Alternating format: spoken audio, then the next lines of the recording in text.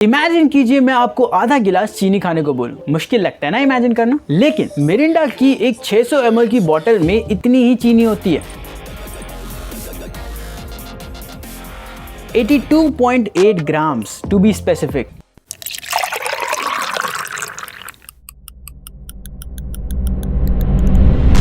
हमारी जिंदगी में सॉफ्ट ड्रिंक्स इतनी कॉमन हो चुकी है कि आप पूरी दुनिया में किसी भी जगह चले जाओ, आपको एक कोका कोला की बोतल तो हर जगह मिल जाती है। पूरी दुनिया में सिर्फ 2 ऐसे देश हैं जहां पे कोका कोला नहीं बिकती, एक है नॉर्थ कोरिया और दूसरा है क्यूबा। इन्हें छोड़कर पूरी दुनिया में आपको ये सॉफ्ट ड्रिंक्स हर जगह मिल जाती है। रेलवे स्टेशन पर, बस स्टेशन पे, शादी में, पार्टी में, आपके पास वाले लाला अंकल के दुकान में भी हर जगह आपको ये सॉफ्ट ड्रिंक्स तो मिल ही जाएगी। ये सॉफ्ट ड्रिंक्स बच्चों से लेकर बूढ़ों तक हर कोई पीता है। कोका कोला की खुद की वेबसाइट के अकॉर्डिंग हर दिन 1.9 बिलियन सर्विंग्स बिकती है कोका कोला की, यानी कि 190 करोड़ बॉटल। इमेजिन कर सकते हैं आप ये नंबर कितना बड़ा है। वर्ल्ड की टोटल पॉपुलेशन ही 7.9 बिलियन के अराउंड है और ये तो सिर्फ एक ड्रिंक के बारे में बात हो रही है। अगर आप सारी सॉफ्ट ड्रिंक्स को इंक्लूड करो तो दुनिया भर में कितने लोग इन्हें डेली पीते होंगे। इसलिए आज के इस वीडियो में हम बात करेंगे कि इन ड्रिंक्स के अंदर आखिर है क्या। जानिए कि क्यों आखिर ये ड्रिंक्स आपको बहुत बीमार कर सकती है। खुद जानिए और फिर अपने फैमिली और अपने फ्रेंड्स को दिखाइए ताकि उन्हें भी पता चले कि आखिर वो क्या पी रहे हैं।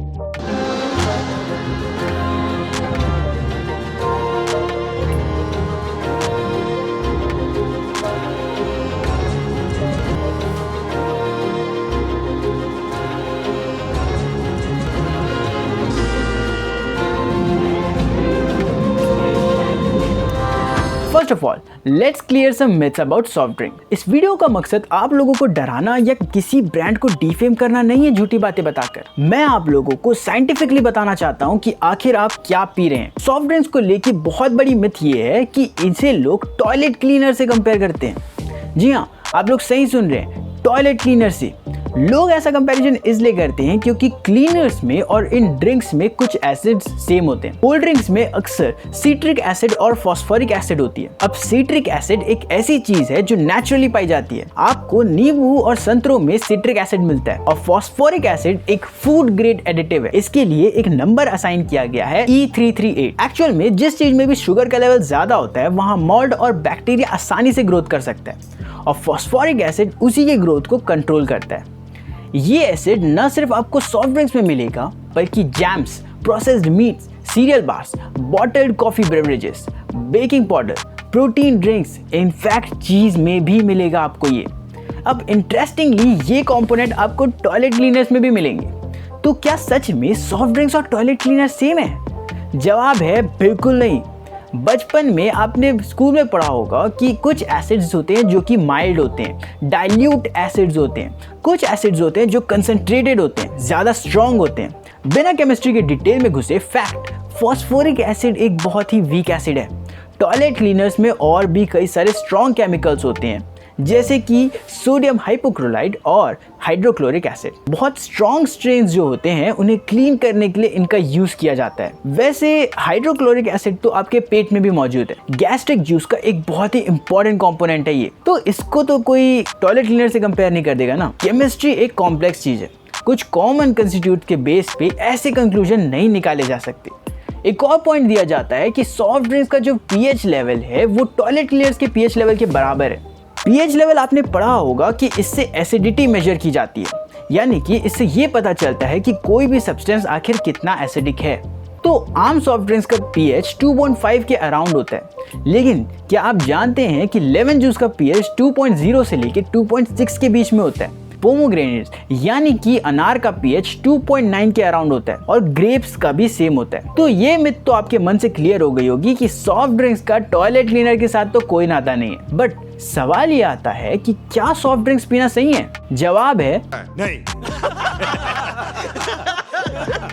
तो अब जानते हैं कि सॉफ्ट ड्रिंक्स आखिर इतना हार्मफुल क्यों है। काफी टाइम पहले कुछ न्यूज आई थी कि कोल्ड ड्रिंक्स में पेस्टिसाइड रेसिड्यू मिले।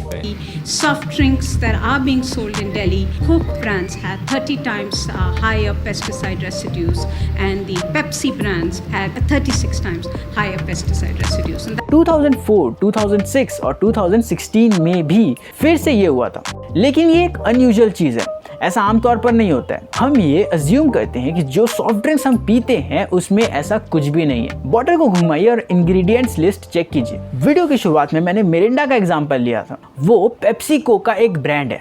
उसी एग्जांपल को कंटिन्यू रखते हैं, लेकिन कोका कोला की तरफ से भी सिमिलर ब्रांड आपको मिलेगा, वो है फैंटा। पेप्सिको और कोका कोला दो सबसे बड़ी कंपनीज है पूरे सॉफ्ट ड्रिंक के बिजनेस में।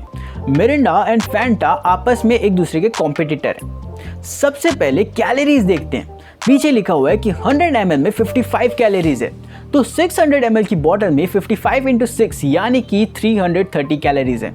अब एक कंपैरिजन ड्रॉ किया जाए तो इतनी ही कैलोरीज आपको 2 आलू के पराठे में भी मिलती है। एक मसाला डोसा जो कि आप फुल सांभर और नारियल चटनी के साथ खाते हैं, उसमें भी इतनी ही कैलोरीज होती है। अब आप लोग सोच रहे होंगे तो इसमें कौन सी बड़ी बात है? बड़ी बात ये है कि अगर आप आलू के पराठे खाते हो या मसाला डोसा खाते हो तो आपका वो लंच हो सकता है, उसे खाने से आपका पेट भर जाएगा। लेकिन जब ये एक बॉटल सॉफ्ट ड्रिंक आप पीते हो तो क्या उससे आपका पेट भरेगा? ये एक तरीके से एक्स्ट्रा कैलोरीज है, क्योंकि इसके बाद आप लंच या डिनर तो करोगे ही। आप जब डोसा या पराठा खाते हो तो आपको उसमें न्यूट्रिएंट्स, फैट्स, फाइबर, विटामिन जैसे चीजें भी मिलती है। लेकिन सॉफ्ट ड्रिंक्स पीने से सिर्फ कैलोरीज मिल रही है, इसमें कोई न्यूट्रिएंट्स नहीं मिलती, बल्कि सिर्फ चीनी है, भरपूर चीनी।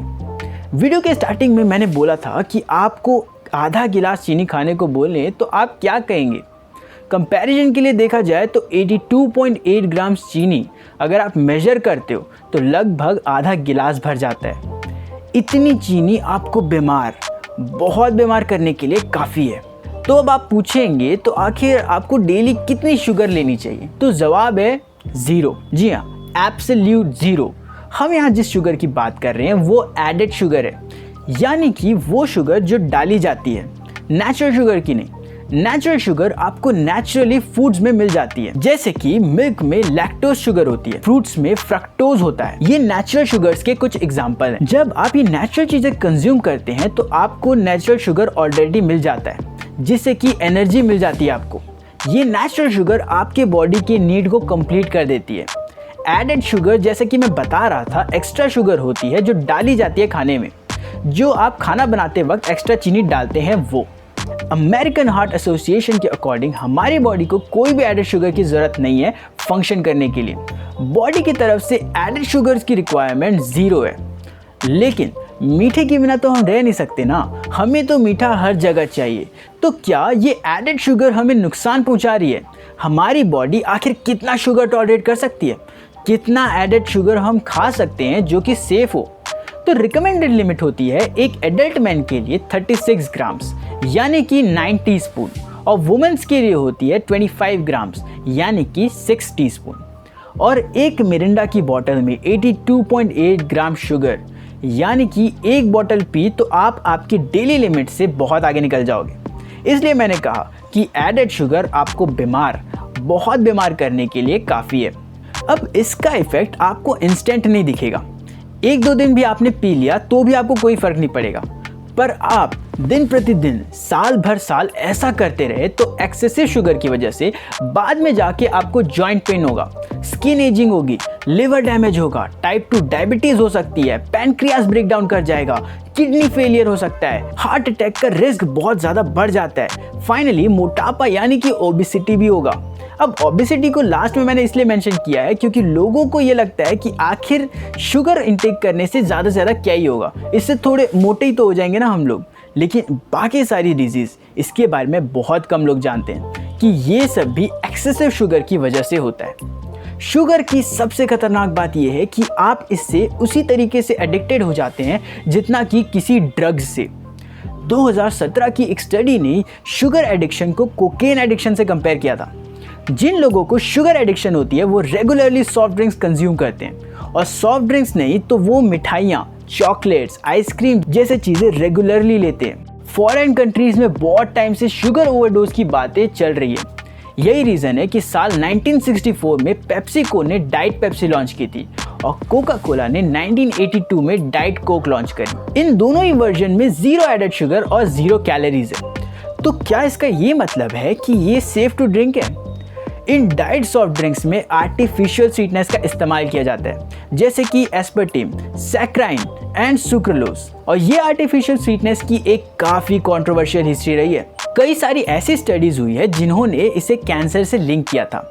कुछ और भी स्टडीज़ है बाकी ऑर्गेनाइजेशंस की तरफ से जिन्होंने इसे सेफ बताया है, यानी कि इससे कोई कैंसर लिंक नहीं है। फ्रांस में एक लेटेस्ट स्टडी हुई थी एडल्ट्स के ऊपर, जो कि 5 महीने पहले पब्लिश हुई थी, यानी कि 24 मार्च 2022 को। इसमें यह बताया गया था कि 7 से 8 साल के लिए उन लोगों ने एस्पर्टीन का इफेक्ट लोगों के ऊपर देखा और उन्होंने ये पाया कि एस्पर्टीन से कैंसर का रिस्क बढ़ता है। और आप centre for science in public interest यानी कि CSPI की ऑफिशियल वेबसाइट देखेंगे तो वहाँ पे भी आपको दिखेगा कि एस्पर्टीन को कैंसर से लिंक्ड पाया गया है।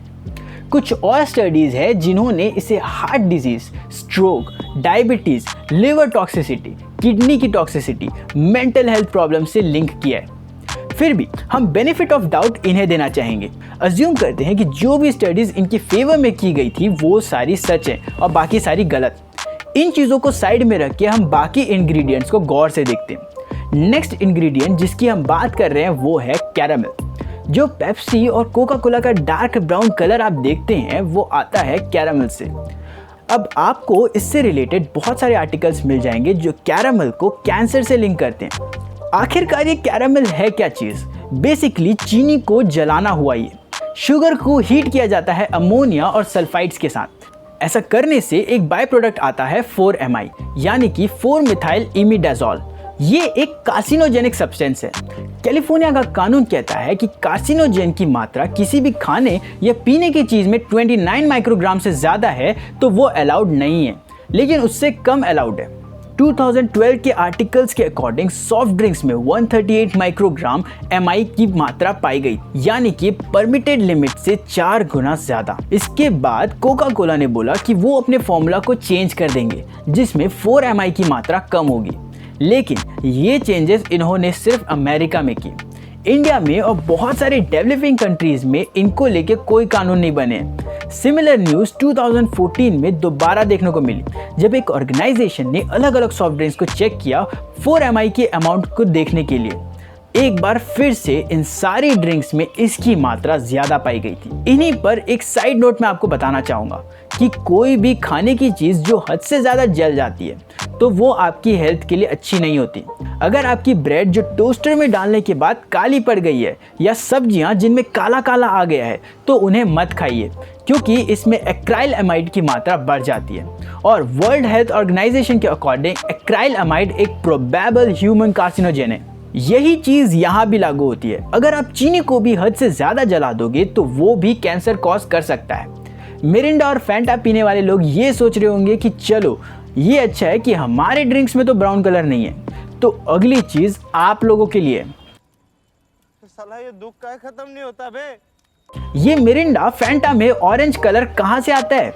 इनमें एक सिंथेटिक फूड कलर का इस्तेमाल होता है जिसका कोड नेम है E110। इसे सनसेट येलो FCF करके भी बुलाया जाता है। इसका केमिकल नेम है डाइसोडियम 6-हाइड्रोक्सी 5,4-सल्फोफेनाइल एजो 2-नैफ्थलीन सल्फोनेट। चिंता मत करो, आपसे ये एग्जाम में नहीं पूछ रहा है।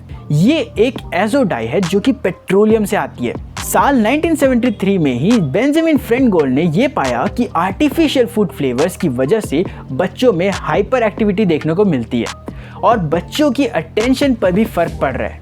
इसी कारण से आज से 22 साल पहले साल 2000 में नॉर्वे, स्वीडन, फिनलैंड जैसे देशों ने इस सनसेट येलो FCF को बैन कर दिया था। बाकी देश इतने प्रोएक्टिव नहीं रहते इन चीज़ों को लेके कि क्या किया जाए। 2007 के एक स्टडीज में ये पाया गया था कि E110 का लिंक बच्चों में हाइपर एक्टिविटी डिसऑर्डर और अटेंशन डेफिशिएंसी देखने को मिलती है। फूड स्टैंडर्ड एजेंसी ने मिनिस्ट्री को रिकमेंड किया कि 6 आर्टिफिशियल कलर्स को बैन कर देना चाहिए। यूरोपियन यूनियन ने रेगुलेशन लाया कि आपको पीछे ये लिखना पड़ेगा कि may have adverse effect on activity and attention in children. इसके बाद काफ़ी सारी कंपनीज ने इसका यूज़ करना बंद कर दिया, पर सिर्फ यूरोपियन कंट्रीज़ में।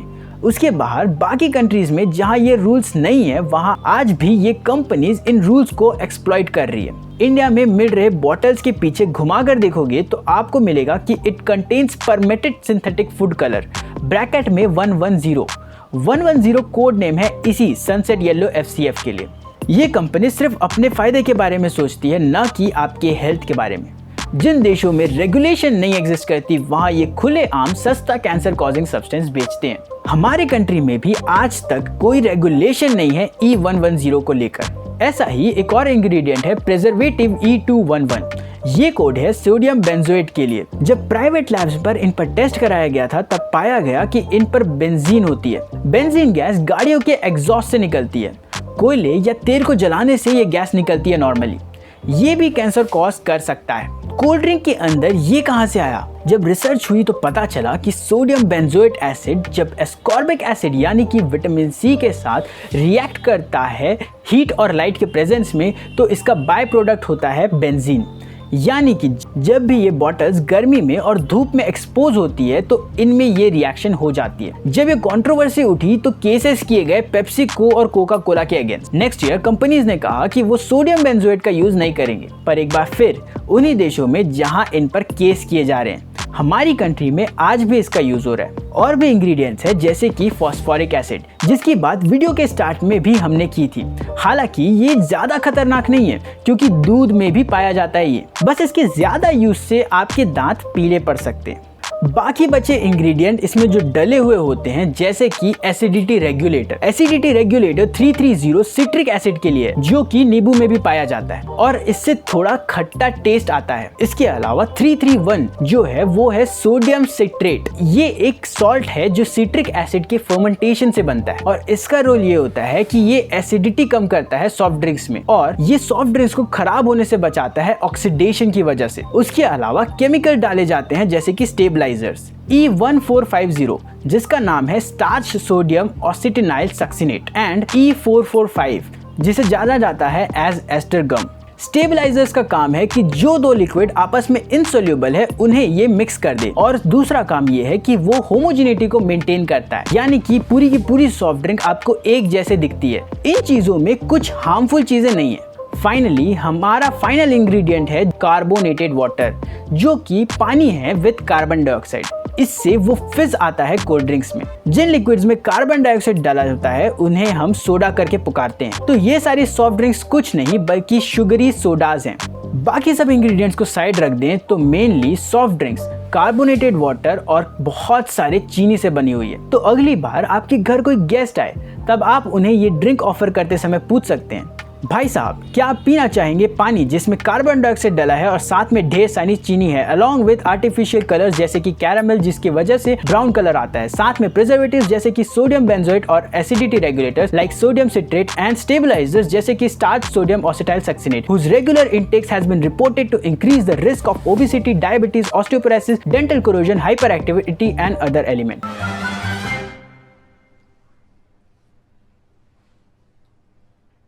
अरे कहना क्या चाहते हो? सॉफ्ट ड्रिंक्स सर, क्या आप सॉफ्ट ड्रिंक्स पीना चाहेंगे? तो ये था सॉफ्ट ड्रिंक्स का कंप्लीट एनालिसिस। इस वीडियो को बनाने का मकसद किसी भी कंपनी को किसी भी तरीके से डीफेम करना नहीं है। ये प्योरली इसलिए बनाई गई है ताकि अपने व्यूवर्स को अवेयर कर सकूं। जाने अनजाने में हम डे टू डे लाइफ में इतनी चीज़ कंज्यूम करते हैं जो धीरे धीरे हमारे बॉडी को अंदर से दीमक की तरह खाती है। बाहर से दिखने पर किसी को भी इंस्टेंट पे कोई भी बातें पता नहीं चलती, पर बढ़ती एज के साथ ये चीज़ें आपको बहुत सारी प्रॉब्लम्स कॉज करना चालू कर देती है। अक्सर बच्चे इस चीज़ का बहुत बड़ा शिकार होते हैं। एड्स देखने के बाद या इधर उधर देखने के बाद, अपने बड़ों को ये चीज़ पीता देखने के बाद उन्हें बड़ा इंटरेस्ट आता है इन चीज़ों पे। मैं भी जब छोटा था मुझे सॉफ्ट ड्रिंक्स और कोल्ड ड्रिंक्स बहुत ज़्यादा पसंद थे। अब बच्चों को सिर्फ मना करने से तो वो नहीं समझेंगे कि ये चीज़ें उनके हेल्थ के लिए बहुत ज़्यादा हार्मफुल है। अब आप में से कई सारे लोग सॉल्यूशन का वेट कर रहे होंगे कि आखिर इस चीज़ का सॉल्यूशन क्या है। सॉल्यूशन आसान है, इन सॉफ्ट ड्रिंक्स को रिप्लेस कीजिए फ्रूट जूसेस, लस्सी, नींबू पानी और एक्सेट्रा होममेड जूसेस और ड्रिंक्स के साथ। हालांकि इनमें भी एडेड शुगर होती है, तो इस बात का ख्याल रखें कि इन्हें बनाते समय आप डेली लिमिट से ज़्यादा शुगर का यूज़ ना करें। कुछ फ्रूट जूसेस काफ़ी ज़्यादा कंसंट्रेटेड होती है, यानी कि एक गिलास जूस निकालने में शायद तक आपको 6 फ्रूट्स भी लग सकते हैं। तो इतना ज़्यादा एक्सेसिव अमाउंट में वो फ्रूट भी आपको हार्म कर सकता है। तो ऐसे फ्रूट्स के जूस निकाल के पीने से बचें, उन्हें डायरेक्ट कंज्यूम कर लीजिए। और सबसे बेस्ट चीज़ है पानी। जी हाँ, सही सुन रहे हैं आप लोग, पानी, साफ सादा पानी पीजिए और हेल्दी रहिए, क्योंकि ये आपके बॉडी के टॉक्सिसिटी लेवल को कम करता है। शुगर एडिक्शंस बाकी एडिक्शंस की तरह ही है। अब मैं आपको ये नहीं कहूँगा कि चीनी मत खाओ, चीनी छोड़ दो या बॉयकॉट कर दो शुगर को, क्योंकि ऐसा कहना आसान है पर कर पाना काफ़ी मुश्किल है। मैं आपको ये रिकमेंड करूंगा कि नेचुरल शुगर्स इनटेक कीजिए। एडेड शुगर्स अगर आपको लेना है तो डेली लिमिट के अकॉर्डिंग ही लीजिए। ऑब्जर्व कीजिए कि आप अपने एक दिन में कितना शुगर खाते हैं और उसे लिमिट कीजिए। डेली शायद आपके थोड़े अवेयरनेस से आपकी पूरी लाइफ हेल्दी हो जाएगी। बच्चों को ये समझाइए कि ये चीजें उनके हेल्थ के लिए बहुत हार्मफुल है। उन्हें बताइए कि वो इन्हें कंज्यूम ना करें, और एज अ पेरेंट्स आप खुद को और अपने बच्चों को इन जैसी चीजों से बचाइए। आपकी हेल्थ आपसे ज्यादा बाकियों की लाइफ को अफेक्ट करता है, तो आप और अपने फैमिली का, अपने फ्रेंड्स का हेल्थ का ध्यान रखिए। मैं ऐसे ही और हेल्थ अवेयरनेस वीडियोस आपके लिए लाता रहूँगा, क्योंकि आखिर वो कौन सी चीज़ें हैं जो आपको बहुत बीमार कर सकती है, आपको बताने से मुझे फ़र्क पड़ता है।